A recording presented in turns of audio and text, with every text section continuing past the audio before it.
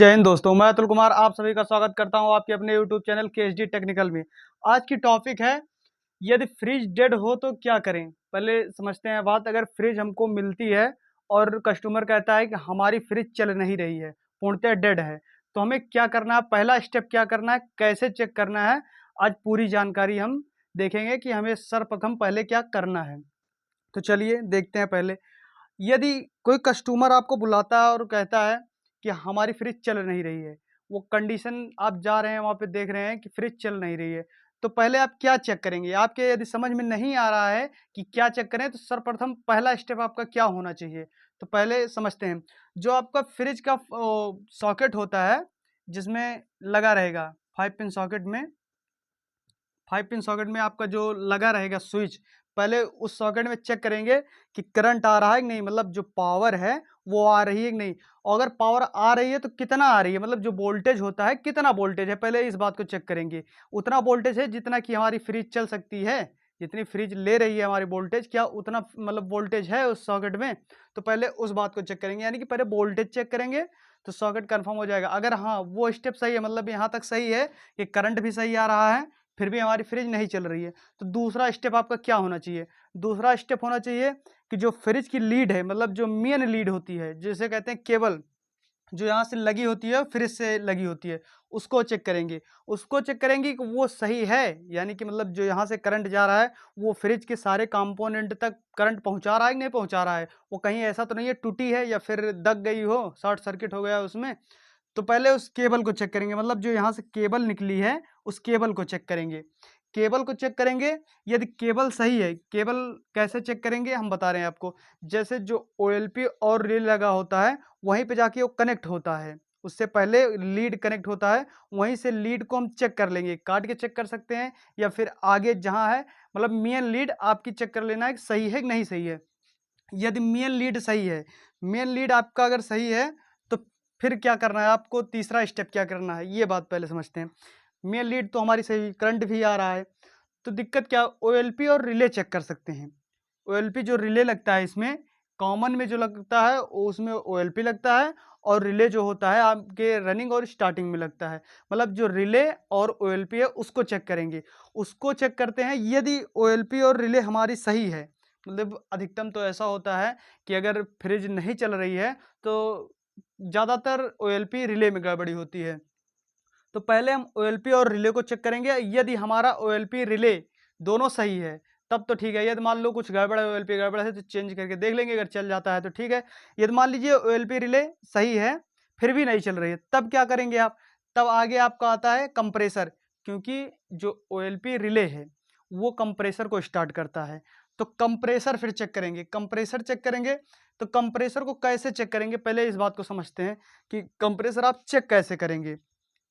Compressor पहले तो आप मल्टीमीटर के द्वारा आप चेक कर सकते हैं कि तीनों पिनों पे रीडिंग अलग-अलग आ रही है। यदि कंप्रेसर की चेकिंग आपको नहीं पता है तो हमारे प्लेलिस्ट में वीडियो में एक पड़ी हुई है वीडियो, आप जा कर के वहाँ से देख सकते हैं और अच्छे से जान सकते हैं किस तरह से चेकिंग होती है कंप्रेसर की। फिर भी हम यहाँ बता दे रहे हैं, तीनों पिनों पे अलग-अलग रीडिंग आनी चाहिए। यानी कि जो आपका, देखिए जिन 2 पिनों पे सर्वाधिक रीडिंग आती है, उन 2 पिनों को छोड़कर तीसरा हमारा कॉमन होता है। यदि आपको कॉमन पता चल गया तो एक प्रोब कॉमन पर रखेंगे और एक प्रोब दोनों बारी-बारी पिनों पर चेक करेंगे। जिस पर ज़्यादा रीडिंग आती है, मतलब जिस पिन पर मान लीजिए एक कॉमन पर रखें, एक इस वाली पिन पर रखें, तो इस पे रीडिंग ज़्यादा आई। जब रीडिंग ज़्यादा आएगी तो हमारी हो जाएगी उसकी स्टार्टिंग की, और रनिंग की जो होती है उस पे कम आएगी रीडिंग। मतलब जो दूसरी पिन पे रीडिंग कम आती है तो हो जाएगी रनिंग। मतलब जिस पिन पर कम रीडिंग आएगी वो रनिंग की हो जाएगी, और जिस पर ज़्यादा आएगी वो स्टार्टिंग की हो जाएगी। इससे डिफाइन हो जाता है। तीनों में अगर रीडिंग सही आ रही है फिर भी हम कंप्रेसर को सही नहीं मानेंगे। यदि रीडिंग तीनों पे सही बता रही है फिर भी कंप्रेसर को हम सही नहीं मानेंगे। क्यों नहीं मानेंगे, क्योंकि हम बता रहे हैं कंप्रेसर कई कंडीशनों में ऐसा होता है कि रीडिंग जो है वो सही बताती है लेकिन कंप्रेसर हमारा चलता नहीं है। तो कंप्रेसर को डायरेक्ट स्टार्ट करेंगे। डायरेक्ट कैसे स्टार्ट करते हैं, ये भी वीडियो हमारे प्ले लिस्ट में पड़ी है, आप जाकर देख सकते हैं। लेकिन हम यहाँ आपको बता दे रहे हैं किस प्रकार से चेक करते हैं। ज़्यादा डिटेल से अगर देखना हो तो आप चेक कर सकते हैं। यहाँ पर 2 तार लगाते हैं, रनिंग और स्टार्ट। एक रनिंग पे लगा देते हैं और दूसरा जो है कॉमन पर लगा देते हैं। मतलब 2 वायर लेते हैं, एक कॉमन पर लगाएँगे और दूसरा रनिंग पर लगाएँगे। जो रनिंग पर लगाएँगे तो रनिंग और स्टार्टिंग को किसी लोहे के छड़ से मतलब पेचकस से शॉर्ट कर देते हैं। जब शॉर्ट करेंगे और पीछे आपको एक जो क्लैंप मीटर होता है उससे एम्पेयर नापना है कि एम्पेयर कितना ले रहा है हमारा कंप्रेसर। तो यदि ये डायरेक्ट स्टार्ट हो जाता है और जितना एम्पेयर लेना चाहिए हमारे कंप्रेसर को उतना ले रहा है, थोड़ा आकाश दो मान लीजिए 0.2 लेना चाहिए तो 0.34 ले रहा है, तब ठीक है, कोई दिक्कत नहीं है। लेकिन अगर कहीं ये एम्पियर 1 एम्पियर 2 एम्पियर 3 एम्पियर मान लीजिए इसकी क्षमता है, ये लेना चाहिए 0.2 एम्पियर 0.3 एम्पियर और ले रहा है 1 एम्पियर 1.5 एम्पियर, तो ये समझ लिए 3 एम्पियर ले रहा है, 4 एम्पियर किसी किसी कंडीशन में 5 से ज़्यादा भी लेता है। तो जब इतना ले रहा है तो मतलब ये समझ लीजिए गड़बड़ है, आपका जो कंप्रेसर है ये गड़बड़ है। डायरेक्ट नहीं स्टार्ट हुआ तब भी गड़बड़ है। तो यानी कि कंप्रेसर की चेकिंग कर लेंगे संपूर्ण रूप से। यदि कंप्रेसर की चेकिंग में आपको कंप्रेसर गड़बड़ मिलता है तो चेंज करेंगे। यदि कंप्रेसर डायरेक्ट स्टार्ट हो जा रहा है तो ठीक है, फिर आगे बढ़ेंगे। आगे क्या बढ़ेंगे, आगे कैसे चेक करते हैं? आगे आपका थर्मोस्टेट से होते हुए आता है। तो आप थर्मोस्टेट पहले चेक करेंगे कि हमारा जो थर्मोस्टेट है क्या वह सही है? वो जो आउटपुट दे रहा है लाइट मतलब लाइट जो दे रहा है वहाँ से, वो सही है कि नहीं सही है? जब हमारा चेक हो जाएगा थर्मोस्टेट कि सही है या नहीं सही, कैसे चेक करते हैं ये बात पहले समझ लेते हैं। मान लीजिए थर्मोस्टेट है, थर्मोस्टेट में 2 पिनें निकली होती हैं, एक से इन दूसरे से आउट होता है। मतलब क्या होता है, एक से इन और दूसरे से आउट होता है, वो एक स्विच की भांति कार्य करती है। मान लीजिए यहाँ से इन करवाए इस पिन से, एक पिन ये मान लीजिए, एक पिन ये, यहाँ से इन होता है, दूसरे से आउट होकर के यही ओएलपी के लिए आ जाता है।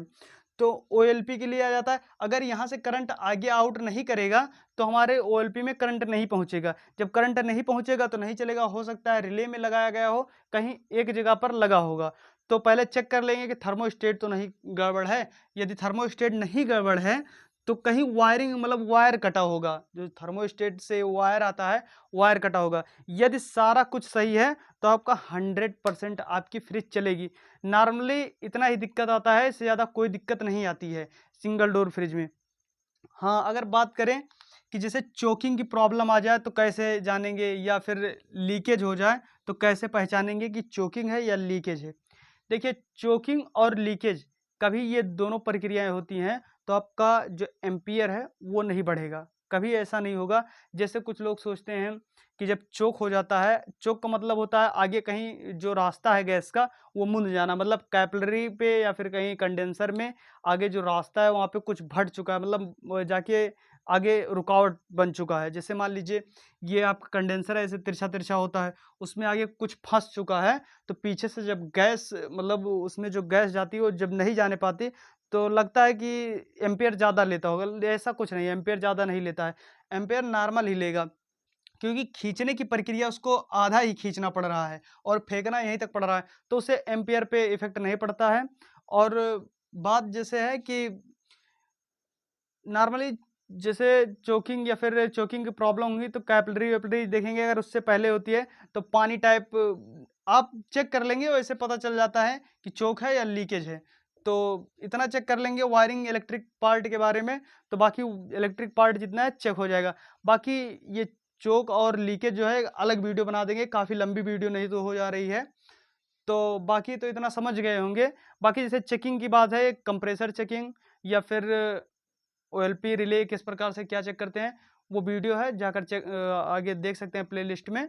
तो तब तक के लिए इस वीडियो को अगर थोड़ा से पसंद आई हो तो लाइक शेयर कमेंट करें। मिलते हैं नेक्स्ट वीडियो में। जय हिंद।